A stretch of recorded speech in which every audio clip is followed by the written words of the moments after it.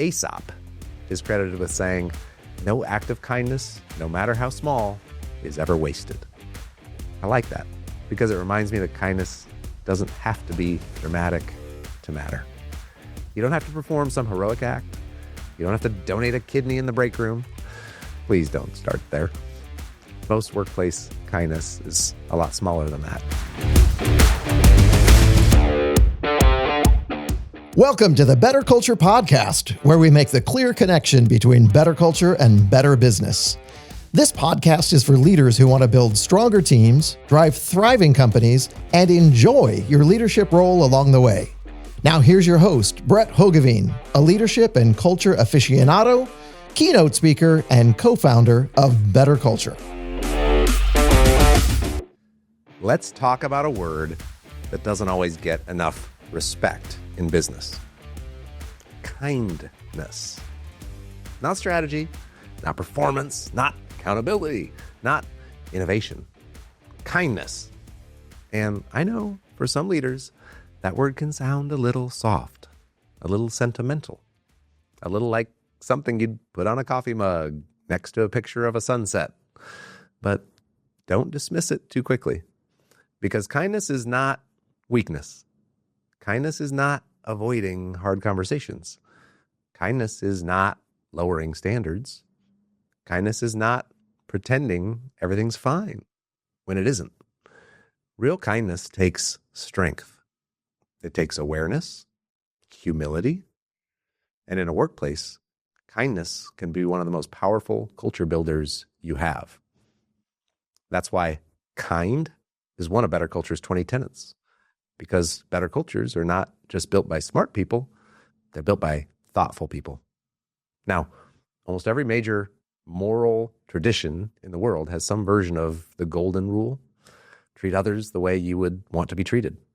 Don't do to someone else what you wouldn't want done to you. Wish for others the good you would want for yourself. Different words, different traditions, but basic truth. And I think that matters because when an idea shows up from across cultures, religions, families, classrooms, and communities for thousands of years, maybe we should pay attention. Maybe kindness is not some extra credit assignment in life. Maybe it's part of how human beings are supposed to function. And if that's true in life, it's definitely true at work. Because workplaces aren't machines. They're communities of human beings trying to get things done together under pressure. Pressure can reveal culture. Nobody at work is likely to walk up to you and say, "Hey, I'm having a rough day. Could you please extend me a small but meaningful act of compassion?" Now, that might be helpful, especially to some people. Might be a little weird, but helpful. Most people won't say that, though. They'll just get quiet, or short, or distracted, or defensive. Oh, or they'll just keep producing, keep smiling, keep attending meetings, keep answering emails, while privately carrying more than you realize. That's where kindness matters, because kindness notices what hurry misses. Kindness notices the person who looks unusually tired. Kindness notices the teammate who got interrupted 3 times in a meeting. Kindness notices the new employee who's trying to act confident but clearly feels lost. Kindness notices the person who made a mistake and needs accountability, yes, but also dignity. Kindness is not about being mushy. It's about being awake. Let me give you a simple workplace example. Imagine a team member named Maria. Maria is usually steady, positive, reliable, the kind of person who doesn't create drama, doesn't ask for special treatment, doesn't need much attention. But lately, she's been off, quieter. She's missed a deadline she normally would have hit. She seemed distracted in a meeting. Now, one kind of leader sees that and thinks, what's going on with Maria? She's slipping. And maybe they get irritated. Maybe they send a sharp email. Maybe they start building a story in their own head that Maria doesn't care anymore. But another kind of leader pauses, not forever, not in a way that avoids the issue, just long enough to lead with humanity. They say, "Hey, Maria, I notice you don't seem quite like yourself lately. I also noticed that deadline got missed and we need to talk about that. But first, are you doing okay? That moment matters because maybe Maria is dealing with something at home. Maybe she's overwhelmed. Maybe she's a little burned out. Maybe she made a mistake and simply just needs help getting back on track. Either way, kindness opened a door that criticism could have slammed shut. And here's the key. The leader still addressed the performance issue. Kindness didn't replace accountability. It made accountability more effective. That's what good leaders understand. Kindness and standards are not opposites. The best leaders hold both at the same time. Now, let's contrast that with a workplace without kindness. In an unkind culture, people protect themselves. They hide mistakes. They avoid asking questions. They assume the worst. They gossip instead of clarifying. They watch someone struggle and think, not my problem. They use sarcasm as a weapon and call it honesty. They confuse bluntness with courage. They say things like, we're just direct around here. When what they really mean is, we've normalized being careless with people. That kind of environment may still hit numbers for a while, but it becomes expensive. Trust drops, collaboration gets harder, turnover starts to go up, conflict shows its ugly head. People stop giving extra effort because extra effort feels risky in a place where nobody seems to care. Without kindness, work becomes transactional, cold, guarded, heavy. And if you've ever worked in a culture like that, you know exactly what I mean. You can feel it when you walk in. Nobody has to put it in the employee handbook. The room tells you what the culture is. But when kindness is present, things do change. People recover faster from mistakes. They ask for help sooner. They give each other the benefit of the doubt. They share information more freely. They support each other under pressure. They become more willing to speak up, try again, forgive, learn, grow. That just doesn't make work feel better. It makes work actually work better.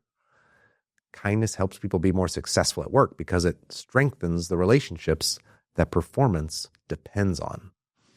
And it helps people be more successful and happier in life because the habit of kindness doesn't clock out at 5 o'clock. The same person who learns to be more patient with a coworker may become more patient with a spouse.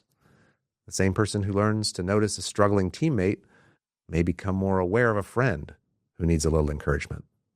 The same person who learns to respond instead of react at work may carry that same wisdom into parenting, marriage, friendship, community. That's one of the reasons I love the 20 Tenets. They're not just workplace behaviors, they're life behaviors. And kind is one of the cleanest examples. Aesop is credited with saying, no act of kindness, no matter how small, is ever wasted. I like that because it reminds me that kindness doesn't have to be dramatic to matter. You don't have to perform some heroic act. You don't have to donate a kidney in the break room. Please don't start there. Most workplace kindness is a lot smaller than that. It's the text that says, hey, I know today was rough. You handled it well. It's giving credit to the person who actually did the work. It's checking on someone after a tough conversation. It's making room for the quieter voice in the meeting. It's helping a new person feel like they belong. It's choosing not to pile on when somebody's already embarrassed. It's saying, I'm sorry, when you could have handled something better. Those things may seem small, but small things repeated consistently become your culture. So, where should you start? Start by watching for the next obvious opportunity. Not the grand opportunity, the obvious one. Who seems stretched thin? Who deserves some encouragement? Who needs help? Who's been overlooked? Who's new? Who's hurting? Who made a mistake that needs to be corrected without being crushed? Who quietly makes work better for everybody else? Kindness usually doesn't require a committee, doesn't need a strategic plan, doesn't need a budget code. Most of the time, kindness just requires a leader to stop moving so fast that they miss the human being right in front of them. So that's the challenge, because unkindness is not always found. It's not always loud. Sometimes unkindness is just busyness. Sometimes it's indifference. Sometimes it's assuming someone will check in. Sometimes it's walking right past a moment where you could have made someone feel seen. So here's a simple challenge for the next week. Pick one act of workplace kindness each day. Just one. Monday, encourage somebody. Tuesday, thank someone specifically. Wednesday, help someone who's carrying too much on their plate. Thursday, give someone the benefit of the doubt and ask a better question. Friday, fix something, apologize, clarify, follow up with somebody who deserves a better version of you. This isn't complicated. It's not cheesy. No need to gather everybody in a circle and sing Kumbaya, unless that's somehow your actually company culture and your strategic plan. But just practice kindness on purpose, because kindness becomes easier when it becomes intentional. And one more thing, don't underestimate how people will remember it. Your coworkers, they might forget the meeting. They may forget the spreadsheet. They may forget the project name. They may even forget that incredibly impressive comment you made in Q3 of the budget review meeting. Tragic, I know. If they forgot that, that would be so tragic. But they will remember how you made them feel when they were under pressure. They will remember whether you helped or ignored. They will remember whether you gave them dignity when they made a mistake. They will remember whether you were safe to come to with the truth. They'll remember unkindness, and they'll remember your kindness. And over time, that becomes part of your leadership reputation. Not just whether you were smart, not just whether you were productive, not just whether you hit your goals, but whether people became better, stronger, and more hopeful because they worked with you. That's a pretty good legacy. So, here's the point. Be competent, be accountable, be hardworking, be excellent, but don't forget to be kind. Because kindness is not separate from success, it supports success. It improves teamwork. It makes hard conversations easier to survive. It makes good cultures more human. And it makes life a lot better, not just for the people who receive it, but for the person who practices it. And hey, that's you. That's why kind belongs in Better Culture's 20 Tenets, because it's not being kind is not just the way people work, it's the way people should live. Thanks for listening to another Better Culture podcast. Don't forget to like this show. Please rate our podcast. Share it with a friend. It helps others hear it. If this episode hit home, check us out at betterculture.com or on your favorite social channel. We at Better Culture have options for helping you drive culture improvement, no matter the size of your company, your team, or your goals. From executive retreats and strategy to leadership development options, to our new virtual leadership academy that's a fit for any employee, to our, what I like to say, easy button for bottom-up culture building, our 20 Tenets.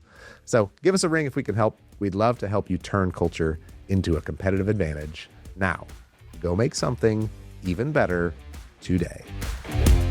Want to take the next step to building a stronger culture? We're offering a free 15-minute Better Culture strategy call directly with me. We'll take the time to help you identify real opportunities to make your workplace better. No sales pitch, just real advice to help you lead better. Grab your time right now at betterculture.com/free call. Let's make something even better together.